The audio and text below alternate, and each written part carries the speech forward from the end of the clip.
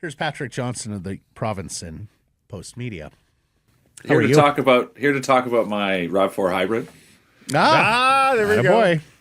And also, the Corolla that I don't know what year that would have been. The Corolla died. Do you remember those old Corollas? Like you would see, like you could be driving in like 2008 and see like a 1988 Corolla still going, and 100%. Yeah. Okay. Unlike the Canucks, who have stopped moving. They are not moving forward anymore. They move their feet like a Toyota. They are not getting to 300K on that odometer. They had the puck a lot last night. They never looked really under siege, but no saves, no goals. That's it. Yeah, no saves, no goals. I mean, that really was like Thatcher Demko, not a good night. But it's kind of wild. 2 of the last 3 starts, not great goaltending. Not just from him. Kevin Lankin, obviously not great. Yeah. Mm-hmm. In a year where goaltending has not been a story, and I don't think it's become the story, but certainly been let down by goaltending at some crucial moments. And the struggle to create real good chances. I mean, Rick Tocchet talked about it last game, like just that kind of ability to jump. And I think that's mostly, honestly, about talent. You know, they just don't have. Pius Suter's having a great finish to the season. He's going to get paid, but when it's behind him is Nils Oman, Teddy Bluger, and Atu Ratu, it's just there's just not enough there. And it's about the middle of the ice, and it's that simple. And I mean, you go long season. I've talked about this before. I think we've all talked about this before. The fact that Elias Pettersson had a terrible season. DT Miller was terrible before he left. Like, let's not forget that he was having an awful year. And when your team was he? Oh yeah, it was having a terrible year. It was awful. I mean, it was 35 points in 40 games, Patrick. It wasn't that awful. Great. No, he was terrible. He was brutal. Okay. Defensively. He was brutal, Matt. Come on. Well, I'm sitting here looking at nearly a point per game player. He was so checked out at the end, Matt. He was absolutely checked out. I don't dismiss that, Patrick. I'm not saying he wasn't having a substandard year, but I'm sitting here looking at 35 points in 40 games and going, what? They could have really used that in February and March when you were making a playoff push with no other that's goals. That's how bad things are. And like, offense being created in the lineup. Well, no, but I mean, that's a 70-point player. Great. He was crap. He was having a terrible season. He'd be their leading offensive goals, forward by miles. He was on track. He was on track for the lowest scoring season since, like, in terms of goals in the net, and they needed him to score. He wasn't scoring. Okay. Agree to disagree. Can we move on from the game? I think less said about last night's game. We've moved on from the game. Right. We've moved on. They don't score enough. They don't defend There's well enough. There's nothing else we need to say about the game last night. Didn't get a goal, didn't get a save. Paige, do you agree with my assertion that this team actually isn't defending that well? They are 12th, I believe, on the season in goals against per game. Yeah. In the last month, they are 8th worst in the league. Well over 3.5 goals per game. This was supposed to be their path if they were going to get above the bar and stay above the bar. Goaltending and defense. They're 20th in the league in goals against. Goals against per game? Yes, 309. Okay. Yeah, you're not wrong. They are 13th. The 8th worst. The overall package has fallen off, right? Like, overall, in terms of shots against and where the shots are coming from, they've still been pretty decent. But they haven't gotten the saves. That's been part of the story here. Is that Kevin Lankin? They're 13th worst. 13th worst. Right before Kevin Lankin signed his extension, he started to fall back to. Not that he was ever like flying high above the earth. He was being quietly competent in a way that they needed him to be, giving them saves, giving them a chance to win. And yeah, they've started. You're right. You're absolutely right. Like they have been giving up goals. Structurally, they've been basically fine. But they haven't had mad scrambles. Like think about just the visual of it. They have an insanely bad scrambles. Like there's no Boudreau era defending here. But it's not like the offense is letting them down because otherwise they would be winning. Like they would need to be a very good offense. Yes, absolutely. To outscore what they're giving up. yeah, what the goals are going in. There's no doubt about it. Like, that's the other part of the last month is that if they were going to win, they were going to win 2-1, and they haven't had 2-1 games, right? They, as you said, they've been giving up goals. 3.6 goals allowed per game, like way above their season average. Yeah, it's slid. Like, and yeah, like, but like, look at the shots. Like, the shots are down. The shots are still down. Like, this is a save percentage problem as much as anything. And part of that is because, yeah, they have had. I mean, Archer Sheeloffs has what 9-10 starts. I forgot, but that's a reasonable percentage of your season where you basically didn't. I mean, you guys are gonna clip this. I know you didn't have a goalie. Poor guy, but that's the truth. Demko took a while to get rolling. Then he got rolling, but then he was good. He was terrible last night. And Kevin Lankinen hasn't been very good, and it's just not been, the package has not been when they've been at their best, and they have had good stretches this season where they've been defending up till, I don't know, a couple weeks ago. I thought they were still looking good, but as things have worn on, and a lot of this is about the inability to sustain stuff offensively. And they, in theory, they've created more puck possession, but they're not having shifts where they're camped out on the other end, right? Like, no. Yeah. So, okay. It's been a struggle. And defensively, I don't think you're wrong. Surrey Mitsubishi poll question: does one of Elias Pettersson or Rick Tocchet have to go? Can they coexist? Can you run them back? You tried to make Pettersson and Miller work when you knew there was an issue there and ultimately had to admit defeat and make a bad trade. Do you learn your lesson and rip the Band-Aid on either coach or player this summer, or do you try and run them back again next year? It's a tricky one. I mean, the Tocchet Pettersson story, I think, is kind of all we're going to talk about here. Like, are they going to go again with these guys? And I think the coach has his preference, and I don't think it's Elias Pettersson. And if you don't move on with Elias Pettersson, what are you moving on with? Like, I just don't know how you square all this together. And you can hear what Tocchet emphasizes in his discussions now is the youth of the team, and he's not wrong. There's a lot of young players on this team, but the core of the team remains Quinn Hughes and Elias Pettersson and Thatcher Demko, and for now anyway, Brock Besser. And yeah, it's a thing that they need to figure out what this team's going to be, because the removal of Miller changed the direction of this team, and demanded that they figure out what they're going to do next. And that's certainly, I think, where they're at with the coach. The coach wants to know, what am I looking at? Irrespective of what you guys are offering me, what am I looking at? What is this team? How is this team set up? What is it going to be next year?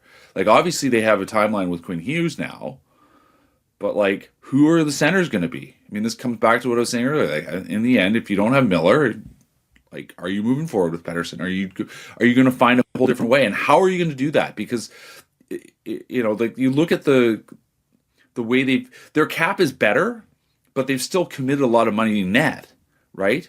So is that a commitment you're going to carry on with? Are you going to have to think creatively in terms of how you're going to bring players in? Like, John Tavares, I think, is a very interesting free agent, but does he want to come here? And is that a direction you're going to go? Because you're probably going to have to commit to a 34-year-old center. Right? Like, the options that are out there are challenging. The idea of, well, let's go, maybe they should make an offer sheet. On who? Like, you have to find a team that's in cap trouble, right? That has a player that they aren't going to be able to protect, like the Oilers were looking at. And with the cap going up, assuming it does go up the way they think it's going to go up, like there are fewer and fewer options, like, presented to you where you could chase after a player like that. So they're in a very overpay. Very difficult spot. Yeah. And so that's literally where you're looking at. This is what the coach is going to have to consider, where he's going. Marco Rossi. Yeah, like Marco Rossi, I think, Corrado mentioned the other, great idea, but I'm just like, you have, where is Minnesota actually going to be sitting this summer? Minnesota has all that Suter and Parisi money coming off the books. That's what I mean. Is Rick Tocchet holding back Elias Pettersson, either tactically, emotionally? I don't know. It's tough to say. Like, I think, like, the lack of performance we know is complicated. Like, I just wonder where they are. Obviously, the coach, he knows he's only as good as his players are going to be, right? Like, yes. Like, that's the thing. And that's the coach's challenge, is can you get the player to a place beyond where they are right now? And I think it's fair to say that he helped Quinn Hughes get there. And I think to a degree he helped Brock Besser get there. I think to a degree he got JT Miller there. I mean, look at how Miller was playing last year, right? Like, Matt, and just to go back to the other point, I mean, that's kind of what I think of. Is like, look how good he was last year, right? Like, he was a dominant force when he was on his game. He was an absolute horse in the playoffs, right? Like, that player was the guy that that was who JT Miller always thought he could be, but I don't know if he ever knew how to really get there. And it really, I think in this case, was something that Tocchet and Adam Foote helped him get there, in the sense of guiding him emotionally. I mean, obviously a highly volatile, highly emotional player, a catalyst, to steal a phrase from someone else. And when they were winning, it worked great, and when they were losing, it did not. And that's beyond the coach. That's on the player. And that comes back to Pettersson, right? Like, Pettersson struggled, came back from the All-Star break, starting to struggle, was terrible, not very good in the playoffs, mostly terrible this season. The coach has seen a year of that. And in the end, he keeps his job by winning, and they haven't been winning. Whether he keeps his job, I think, is separate from that moment. But going forward, success is contingent on the player and connecting with the player. So, the motivation is there for Tocchet to make it work, right? But at the end of the day, it takes two to tango, and if it's not going to work, someone's got to go, I think. When you look back on management's year, was the biggest mistake that we're going to get Rick Tocchet and Quinn Hughes and JT Miller to toughen Elias up, coming off a knee injury or tendonitis or whatever Elias was going through with his knee? Do you think that was the biggest mistake? Do you think it was the summer that they had, which obviously fell short? I think it was the summer. I mean, I think that sort of that narrative, that toughen up narrative, I'm cautious about that one, because I think there's a lot of layers we still don't understand about sort of what that actually meant. Certainly in the big picture, from the beginning, there's been a push from management that if this group is going to succeed, they're going to have to go a new direction, basically. That they, in terms of their preparation, in terms of their mentality, and trying to get these young stars to recognize where they need to get to. And as I mentioned before, like Quinn Hughes figured that out. The challenge for a coach and for a manager is to get the player to a place they didn't even know they could get to. They've got the talent. They hopefully have the will, but you have to push the right buttons. But no, I think the failure in the end was last summer. I mean, partly or not knowing what was going to happen with Demko, or where the Demko story turned. I mean, that was a real variable that I think we need to understand more about, because that.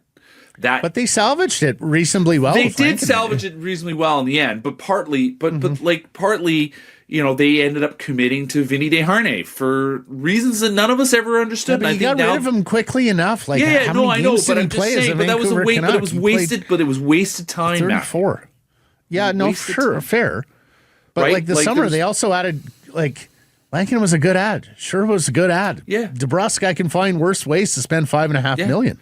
There were good things they did, for sure. They took and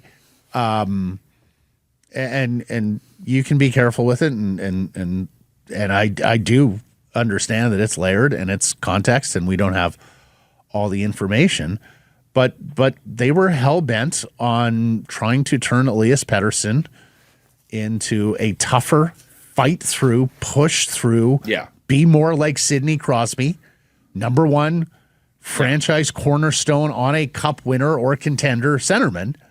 Yeah. And the strategy backfired spectacularly. Sure. And I mean, but I'll also say, how much of that is on the player, right? Like you, Fair. right? Like No, it's not.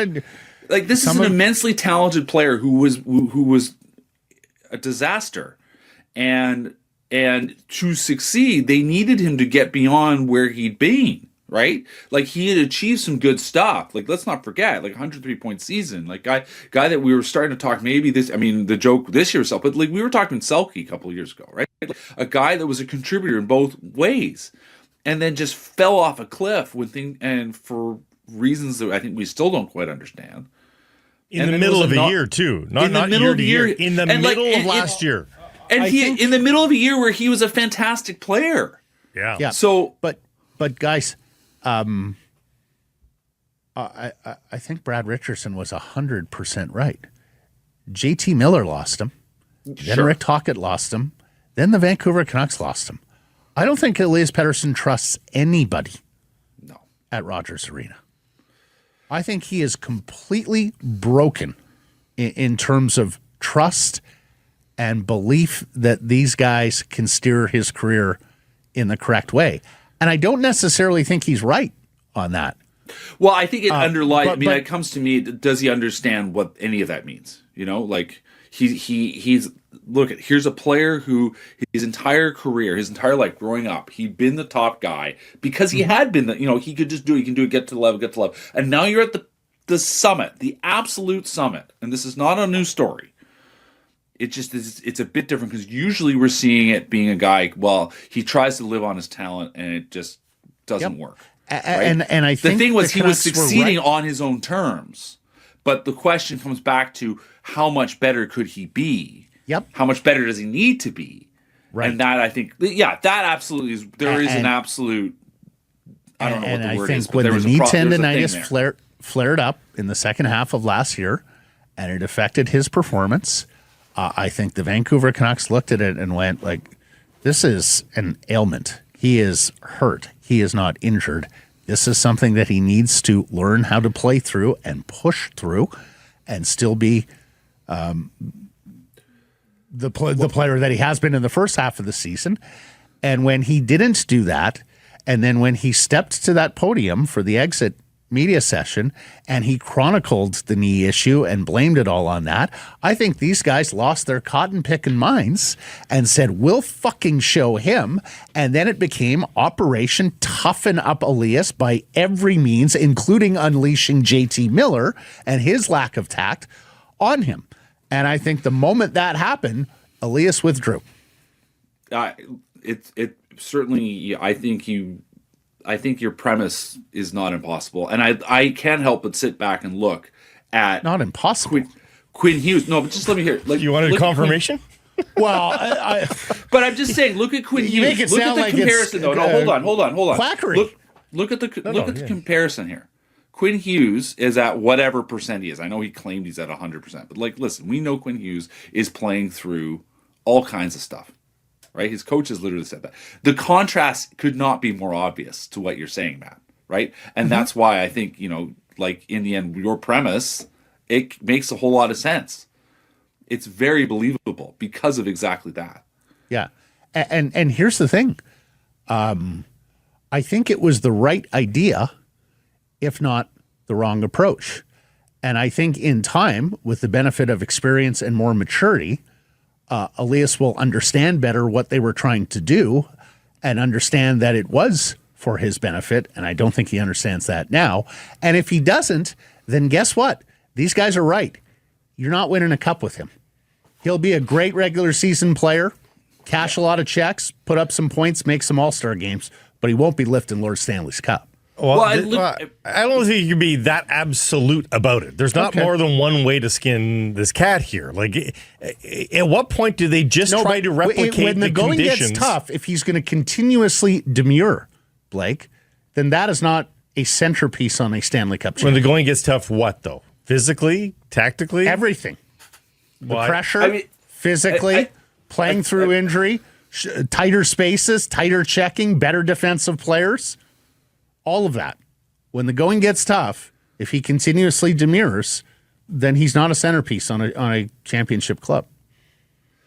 The thing to remember is this is a guy that was performing, right? Like the way he fell off was so unprecedented in the course of his career. Yeah. Like that's the challenge, is that it was, what the heck is going on? What are we going to do? How can we possibly find him, get him back to where he was, right?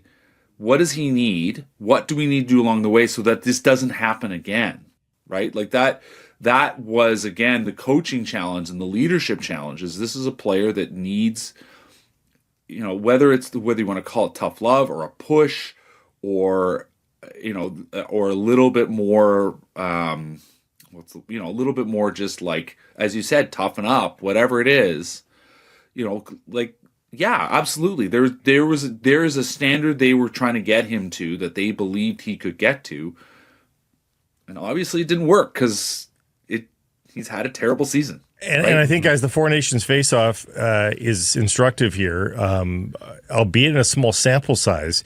You also reduce your expectations. So you don't need him to score 3 goals in those games. You don't need him to have 2 points per game. But we were looking microscopically for flashes of something in those games under with a different climate, with different teammates, a different coach, and a coach who gave him every bit of leash to succeed. And there was still nothing, like nothing. So what does that inform us? Yeah. That's it. Like, I mean, it's not Tocchet and the Canucks necessarily. This looks like it's just the player right now, doesn't it? I mean, if you're another team, you're looking at him going, well, the Canucks have a player they're paying a lot of money who hasn't been performing. Why is that? And you're going to ask the Canucks, and they're going to say, well, we think it's this, this, and this. Or they're not going to say that. They're going to say, well, look at what he's done before.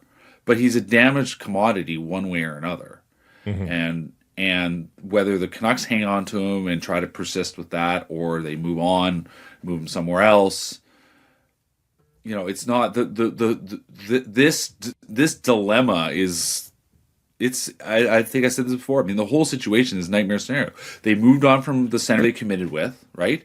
You go back to 3 years, when they had the 3 guys, right? They made a choice on 2 of them. And then the guy they picked blew up in their faces in a way that whether they should have expected or not, I don't think they did, because they committed to the guy. It's not fair to have it. It's the hindsight. Everybody thought that was the guy to. No. It is fair to have it. It is fair to have it for this reason. You knew Miller and Pettersson were not good. Yeah. You knew Horvat and Pettersson were good. Yeah. You chose Miller.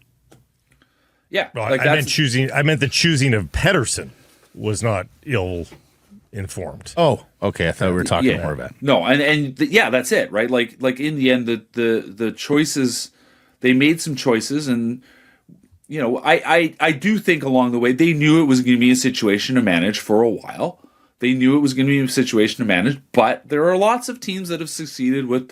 There was a team here in town that had centers that, a center that was not a popular teammate, but they still almost did it, Like the way this blew up in such a way that it became the nightmare scenario. And then that Pettersson, has so struggled to find his way through that. I mean, he was playing a lot better. He was skating a lot harder and shooting a lot better, right? Before he got hurt. But it was still, in the grand scheme of things, a blip. So now they've got to sit back and be, okay, this guy's going to come back with his latest injury next year. What is he? Can he be the guy that we believe he can? Like, what have we learned? What's the new information we've learned? Yeah. That's the new judgment they have to make. Well, a few things. The difference between Kessler and Miller is that the room kept Kessler in check. Yeah, absolutely. JT demanded full control of the room. Yeah, absolutely. The other thing, I don't put a ton of stock, fellas, into the Four Nations face-off. It was so short.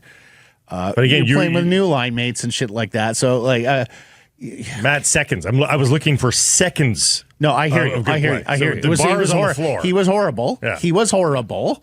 But the idea that was going to be a panacea, or that further sewered him with the Canucks, I have trouble. It just gave you a glimpse as to what's the issue here. and he was in a completely new climate. Okay. And we couldn't perform. We couldn't see seconds. And Patrick is now right. Like, it's going to be hard to stuff the genie back into the bottle, which brings me to my final question. Like, Tocchet's comments again on Pettersson and the injury this week, Patrick. Like, a lot of Pettersson backers will say it's piling on. Others are saying, wait a second, an upper body injury discomfort, skated. These are the biggest games of the fucking season. Where are you? Well, did you hear my question to him? I said, if this were the playoffs. Oh, I didn't hear that. What did he say? Well, he said that's a good question.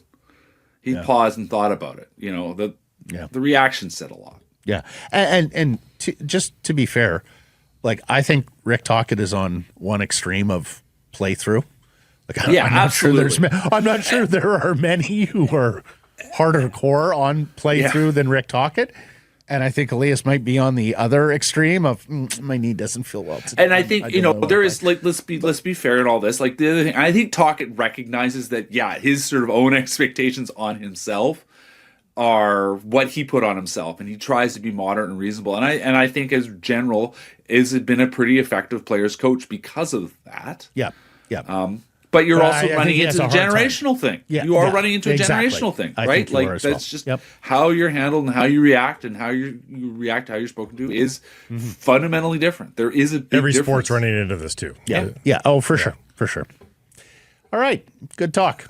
That was a lot. First of many. Yeah, it was. But it was pithy conversation, Patrick. We got a lot of these coming up. And frankly, I'm so looking forward to Thursdays because you're one of the guests that we can have this with. Well, yeah, I mean, it just, listen, there's going to be a lot of postmortem what went wrong this season. Right. And there's a lot that went wrong, and there's a lot of narrow paths forward that we're going to have to consider. Yeah. I'm so fatalistic about this, honestly. He woke up today apoplectic. The sky did actually fall in North Van. Over Blake's house. PJ, careful if you're in the Lynn Valley, Edgemont area. The sky is coming down. I know today. we said we were going to say goodbye to you, but I don't see a very easy path for them to be a good team next year. Here we go. No, that's next week's topic. Yeah. Another all-in rabbit out of the hat summer coming up for your Vancouver Canucks.